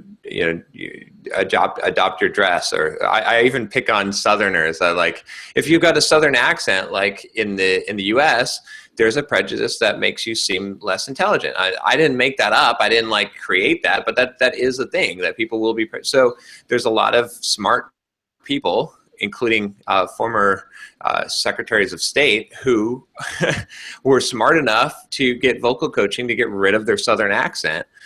For that, like, it's not like trading your identity and being a sellout. It's being practical, because you can't influence the world and make them not be prejudiced. But what you can do is you can reduce the amount of prejudice that you receive by doing a few smart things. So it'll be really interesting. I can't wait till this chapter goes out on the blog and to see how people react to it. But because I haven't heard anyone really talk about this kind of stuff because it's such a scary topic. But well, and it's interesting. It kind of depends on where, like, what your goals are and where you are in your career too. Because at some point, that stuff becomes an asset. Right. It's almost like if when you're at the bottom of the pile, it's a handicap, and then when you once you get to a certain point, it actually becomes an asset. And I think, like, people see people using their individuality, like, or their quirkiness, and as like personal branding. Yeah. And they see that, and it works. But what they don't see is, like, the corpses of the thousands behind them that were mowed down, that didn't, that weren't able to make that work for them. Exactly. It's like, once you get to a certain point, it becomes an asset, but early on, it's going to hold you back. Right. And you just have to think about it like it's not it's just like, what is the path of least resistance? What can you do that's going to benefit you? Like, fair or not, like, it's just like, I'm very big in dealing with reality as it is. And it's like, I don't like some things, but I have to conform to them to some degree because that's what's best for me. If, I can, have an ideological problem with things, but what pragmatically, like, how can we be as pragmatic as possible in our career? It's interesting. I also have another section in there about self-segregation, because I thought it was interesting. Like, as I was thinking about this, there's a lot of things that like there's this one place that I worked, all the Indian guys and gals would they would self-segregate, right? And so they would experience prejudice because they self-segregated to some degree. Like, they formed these groups, and I would go out to lunch with them, right? So I was like the honorary Indian guy, right, at this group. I'd be always going out to lunch with them, like, always, like, and then eventually I started inviting other non-Indians to go to lunch with us, and then it, like, sort of dissolved this whole thing. And I did this partially because I was in the leadership position on that team, and I realized that we had a problem. We had the non-Indian people that were otherwise nice people, but were really being racist towards the Indians, right? Like, and you had the Indian people that were actually, exhibiting the same kind of hostility towards the non-Indian, and it was because of this self-segregation. It was like, this was like, and you see this all the time, right? In different places where you get these little boroughs, and people tend to, like, because it's familiar, because it's like the default behavior is is find people that are like, let me go find my people and go hang with my people. And when you do that, you actually cause problems for yourself. And so I think these are all, like, workplace lessons. It's like, you can be the guy. You could just go and just join some group, like, and not be these are things that, like, people get all antsy about, but I feel like this is useful advice that people need to know, and no one tells you in the workplace, like, don't do this or do that, because it's a taboo topic to talk about. So So we'll see. But these chapters end up being long too. So this chapter 43 out of like, where are we at? Like, I think there's like 55 chapters total, maybe. So I'm really turning the corner on the end of this, hitting the home stretch for this book. Yeah, this will be fun to launch too. Yeah, I was thinking about in terms of numbers, right? So if we have 40,000 people on our list, we might have 50,000 by the time that we launch this. Yeah. I think we can get a 10% conversion rate on the book, because we're talking about something that's going to be priced at somewhere between $10 and $20, right? Mm-hmm. That I would say 5 to 8. I think is doable for sure. Yeah. I mean, even if you got a 5% conversion, like we need to have a serious brainstorming session about this too, because like we could do the whole Tim Ferriss like buy multiple copies thing, and have like some kind of bonus for buying multiple copies, or and try to push those numbers even further. Yep. Yeah, but I think we could do like, I think we could do pretty well. I think we could do we can definitely take the number one slot on Amazon. I think. Oh yeah. If we do this right, at least for a while. Yep. Yeah. There's no doubt, and we get all the reviews at the same time that come in, and on the launch day we have everyone buy, and then we have the audio version. We have like all of this stuff ready to go. In fact, I guess we could stagger the audio version release so that we can do a second launch on the audio version. And but yeah, we got to get all the platforms. I'd also like to do something. Let me grab this book real quick.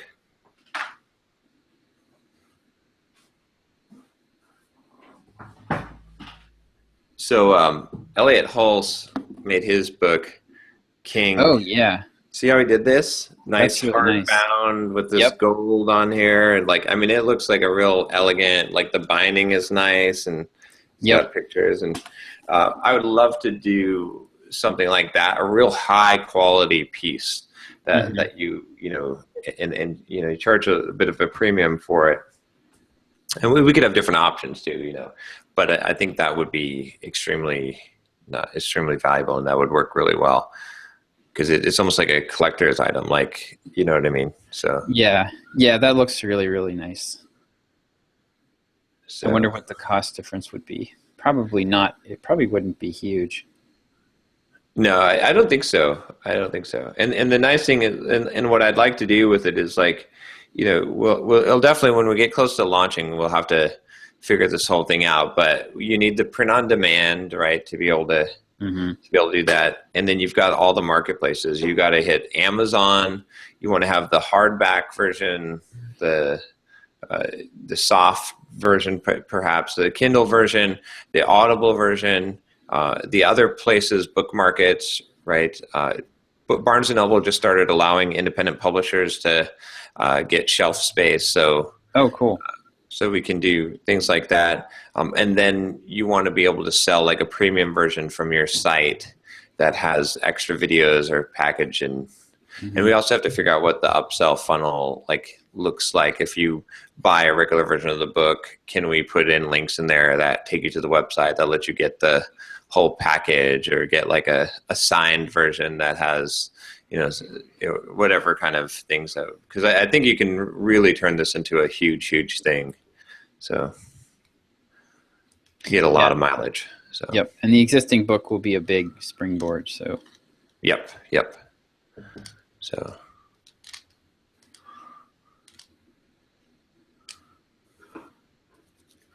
just got to get this stuff done. So I have a completely changing subjects kind of question here.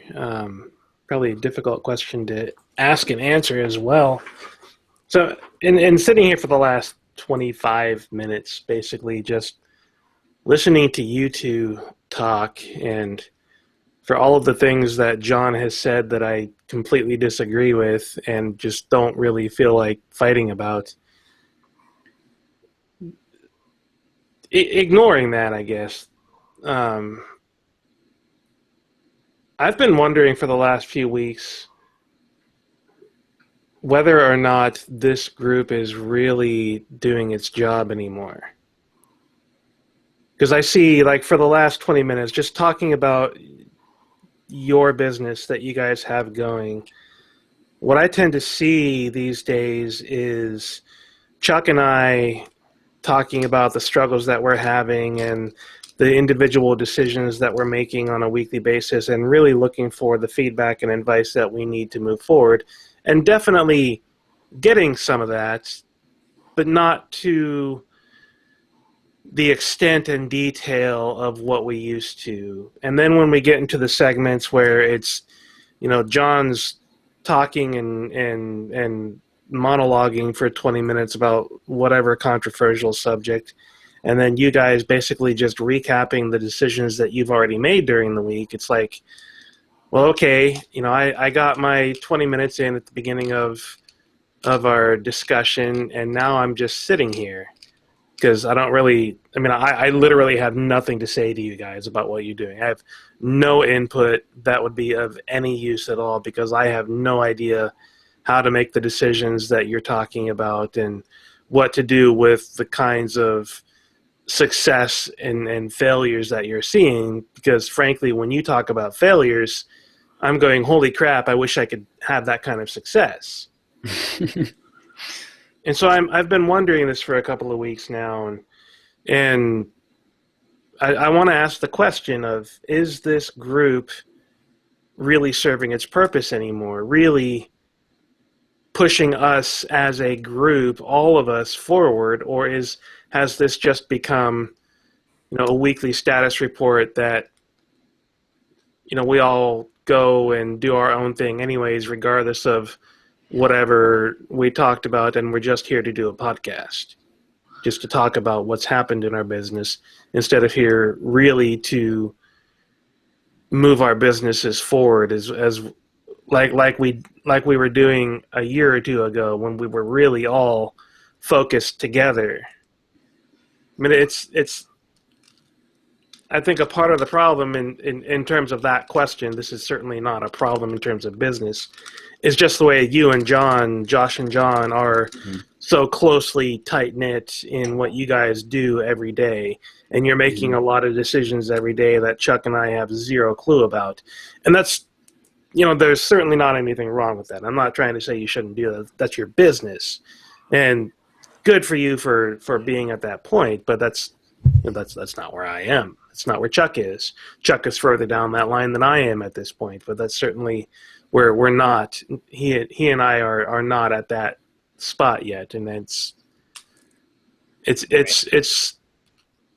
and are we really doing what we set out to do at this point, or is the disparity between where I am and where you are so great at this point that it's kind of just, it's the bike club meetings that I used to go to, where you had the regulars that had been in the bike club for 20 years, and they would set a 17, 18 mile per hour pace for their relaxing rides. Whereas I am working my ass off to maintain 12 or 13 miles an hour. So, yeah, this is an interesting discussion. So, a couple weeks ago, John and I had this terrible consulting call with this guy. Yeah. And basically, he was asking us, like, what are the main challenges that you guys are dealing with, and we're kind of like time is the main challenge that, like, for me, the main challenge that I feel that I have right now is I know 100 things that I can do, and I have a pretty good idea of what the priorities should be, and I just have to get them all done. And so that's kind of the, as far as like what we originally set out to do with this group, that's a pretty different place to be in, and a pretty different problem, if that makes sense. So, and it's even like as far as like for me personally, like I've thought about hiring, like a coach but I'm like, it's not, the problem for me is not that I don't know what to do at this point. Cause I feel like I've got a pretty good grip on what I need to do. And it's just getting it all done. Yeah. And I'm at the same exact like place with I've got a list of 100 different, like it used to be that I didn't know how the heck to do this. Like, how am I going to make money? How am I going to like build stuff? How am I going to, now it's just a question of priority. Now I'm like, how am I, like, I guess the biggest question I have is like, how can I like do more? Do I need to hire more people? Like, how can I expand more? Not what do I need to do? Right. And I am nowhere near asking those questions. I'm not trying to figure out my priorities to say what I'm going to build next. I'm trying to prioritize my time so that I can build something that is growing again, something that's not stuck at $2,500 a month like I have been for the last year. I'm still asking the questions of what should I be building, not which thing, but what's my core business? What's the thing that's really going to allow me to center and focus so that I can make those leaps and bounds in growth and get to the point where I can legitimately hire people again and not have to worry about firing people. And you guys talk about these launches where you left $30,000 to $50,000 on the table. My single most successful launch was $12,000. So I think there's two questions here, because I totally agree with what you said about like how the group has changed. Like everything you said, pretty much I agree with. Like, right. Let me preface this with one more thing. I don't want to get back to the good old days. That's ridiculous. Right. Everything changes. We always move forward. I'm just wondering how we move forward from here. Right. And that's why I said I think there's two questions. I think one of them is like, we know, like what you spoke was true. Like we are no longer getting the benefit, I think, of a mastermind group. Right. It's more of the podcast show. So I guess the question is, like, the first question is, okay, knowing that, do we want to continue doing the podcast, like as friends talking about our businesses? Because that's what it's really become now, is like, where it's status reporting, it's a little bit of encouragement, a little bit of help where we can help each other, but more of us just like going and talking about topics, like, because we're all kind of in the same type of, we're all entrepreneurs. We're not even all developers in here. Yeah. So it's like, is that worth it? Is it worth taking the 2 hours out of our weeks to do this? And does it have value to other people that listen to the show, that it's worth doing?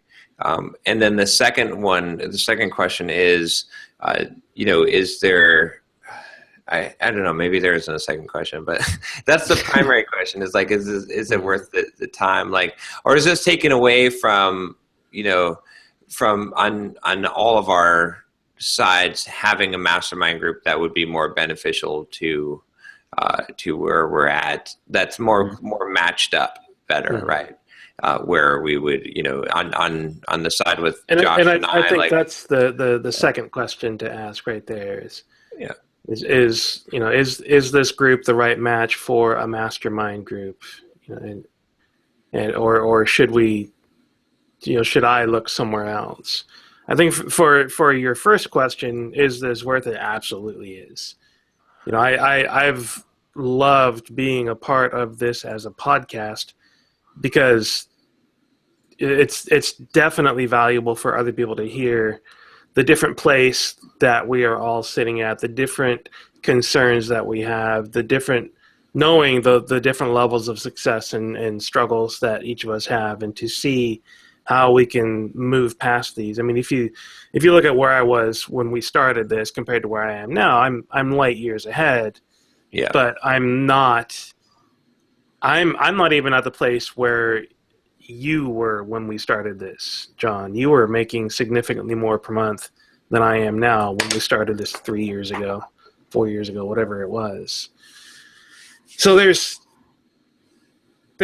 value in this, and I see the value for the people that are listening to this as a podcast. But I struggle with the value of 2 hours of this now. It's like, okay, I get my value out of the first 30 minutes, maybe an hour, when it's me and Chuck talking about our struggles, because Chuck and I are still at a closer level where we share a lot of the same problems and concerns and are dealing with a lot of the same types of situations, even though he's a little further ahead than I am still. And after that, it's like, all right, I'm going to sit here for an hour, not really have anything useful to say, and then offer my thoughts for the week at the very end of this. And, is that second hour worth my time, or should I be looking for an actual mastermind group again instead of just a group of friends talking about our entrepreneurial efforts and giving status updates? Because I desperately need the mastermind group. Mm-hmm. I wouldn't be where I am without you guys, without the mastermind group that we've had, without the questions that you've been able to answer for me, and the advice and the constant, push forward, and the cheering me on basically, and helping me get through the struggles that I deal with. There's no question about that. But I don't get as much of that as I used to. I don't need it quite at the same level that I used to, that's for sure. I don't need to ask questions about how do I do this in Drip and what's an email list. I'm not asking those kinds of questions anymore. I'm asking more important questions.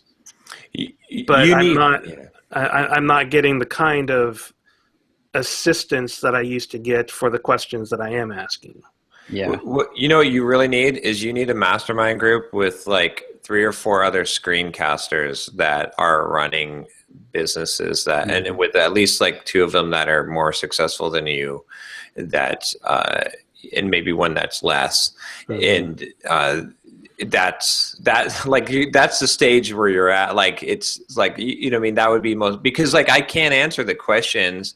Like, I can't help you with the stuff that you're really facing now, because I'm not running that type of bit. Like, I'm not, and I'm not facing the same struggles. I'm facing different ones. And even Chuck is facing different ones, because he's running a podcast empire. Like, it's almost like your ideal one is, like I said, there's some screencasters that, that are running, like Gary Bernhardt or someone like that, or, is that his name? The Destroy All Software. Yeah. Guys like that. And Chuck has probably could utilize like big podcasters that are running big podcasts and stuff like that. And Chuck's got at least one other mastermind group that he's already a part of. Yeah.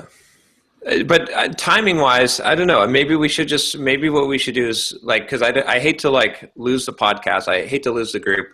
I agree. Taking 2 hours out of my day is definitely it's a hit. It was less of a hit when it was more of a value to all of us, because in fact the reason why we extended it to 2 hours is because like we had all this stuff that we needed to. It wasn't just status reporting. It was like we had these questions, these problems we needed to solve, and we have less of that now. It's more of the status. Now it's more of the show. Now it's more of the fun of getting together and sharing what we're doing. Right. There's an interesting wrinkle too for me, because and I've actually thought about like this as far as me joining another mastermind or getting getting coaching or consulting just in general, is that I don't really control simple, like I've kind of worked for John, right? I mean, like I'm the marketing guy, and I have a lot of input and I kind of said it, but John gets final say, and that's how it goes. So I don't have my own company, right? So like for me to go to another mastermind group and get all this advice, well, I can implement. I can implement whatever I can persuade John to do, but it's kind of it's a different situation for me too. Mm-hmm. And John's a very reasonable guy, but yeah. So I don't know. Yeah, sorry. Go ahead. I was just saying, so should we drop it down to 1 hour? Maybe we should like go there and then realize that would give each of us that, like, if you and Chuck wanted, or Chuck's already in one, but that would give you more time, Derek, to be able to find a mastermind group that would would support you better.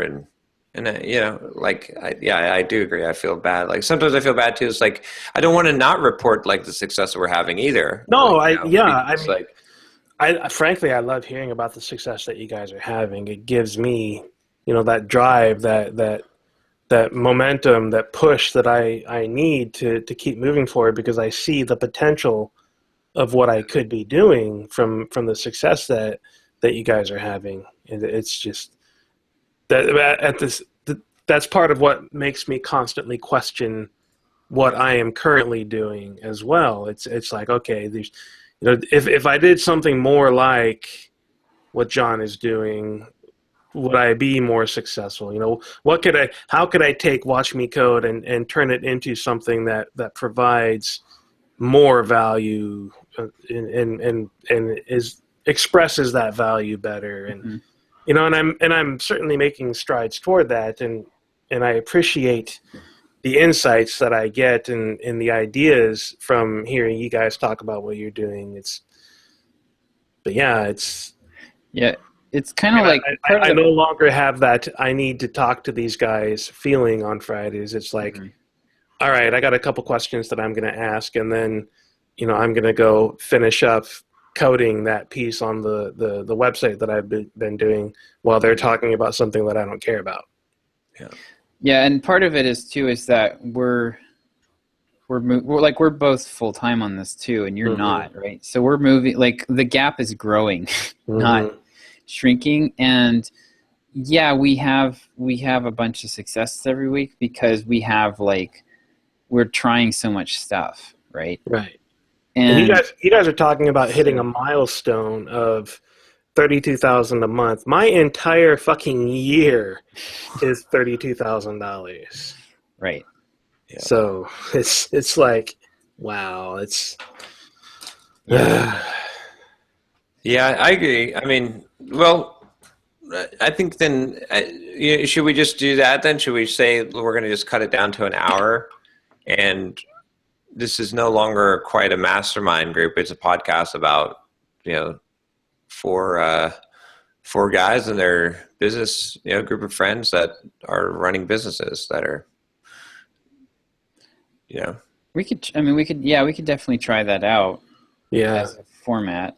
And I hate to kill the whole thing. Yeah, I don't want to kill the whole thing either. I am ridiculously excited about going to Vegas with you guys again for MicroConf. I mean, that's like holy crap, I don't want to kill Entre Programmers because then I wouldn't be going there with you guys. That's how much I love us getting together, is the idea of killing it and not doing those things, not having this, it's painful to me, but at the same time I need something that this group is no longer giving me. Yeah. So maybe the hour, cutting it down to the hour is a good idea. That lights a fire under my ass to go find another mastermind group. Yeah. And then this will be more like a regular podcast, and we probably will increase the subscribers. Maybe, I don't know. We'll see. But I was thinking too, because I'm looking at our September numbers were like 12,000 downloads almost. August was like 10.5, October so far we're at like 5,300. So I don't know. I mean, we're not. What I guess what I'm saying is we're not big enough to make enough money from sponsorship to make this like a thing, right? But I got to run to the dentist. All right. Well, there's the deep thoughts and Debbie Downer for the week. No, it's good that you brought that up. I think let's do that next week then. Let's do an hour if you guys agree. We'll try it and see what happens. Okay. Yeah. And now that we're making decisions without Chuck, Chuck's going to get on Friday and go, what? Ah! I mean, we can always change our decision if we want to. So. Yeah, that's the thing. It's like anything else. Let's try it and see what happens. Yeah. All right. How about some thoughts real quick before we... I guess my thought for the week is sometimes you have to stop doing new things and look to see what's currently happening. You know, I kind of feel like I'm in that position right now with Watch Me Code. Like I said earlier, is I shouldn't be doing more overhauls on the website. Yeah, tweaks here and there, make it look nicer, sure. You know, improving the content quality, sure, but those are minor things to do right now, and I should be focusing on that other aspect of that triangle of the traffic and trying to get more traffic in because I've put enough effort into the site and the content and stuff for now. It's at the point where doing more of that work is not going to have a significant impact. I've crossed that threshold of diminishing returns.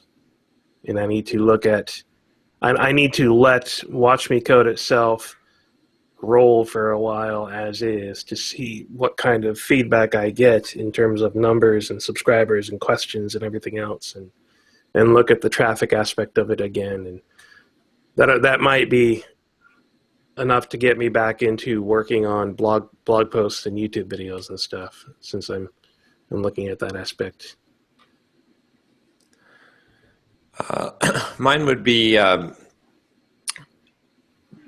burnout. Like what you perceive as burnout is oftentimes the opposite of what you think.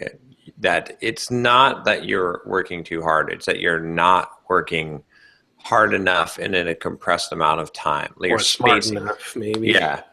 And so you're doing a lot of procrastinating. Yeah. You're doing a lot of not accomplishing your goals. And that makes you feel like you're dragging it out. Like just bust your ass. Like if you think you have burnout, try tightening your schedule and busting your ass during that tight time frame and see if that works. Because when you're knocking shit, I mean, this week I was like Superman. I was like, holy crap, I'm knocking shit out of the park. Like I am doing so much stuff, like, and I'm done, earlier in the day. And I felt like a fantastic amount of energy simply because I was working really hard and disciplined in getting all that stuff done. Mm-hmm. Whereas before, when I was dragging it out, I was constantly beating myself up and feeling guilty and like I'm not getting enough work done. And so I don't know, that's always, it seems to be the way to go. It's like if you're never going to get burned out if you are like accomplishing shit, right? If you're making forward progress and you're just like, you're kicking ass, you don't like, it doesn't matter. You're not going to get burned out. It's when you're not, when you're procrastinating, when you're like doing that whole pile up of stuff. That's when you really get the burnout symptoms. Mm-hmm. So be a finisher. That's all. Nice. Stop starting, start finishing. Yep. Was that? Are you going to put the Shia LaBeouf? Yeah. You said you were going to do it yesterday. You know why you have to keep on starting over? What did you say? Like? Yeah, I need to go watch that again. That was really good. All right. All right. You said today, yesterday. All right, guys. I'll see you next week then. See ya. Yeah. All right.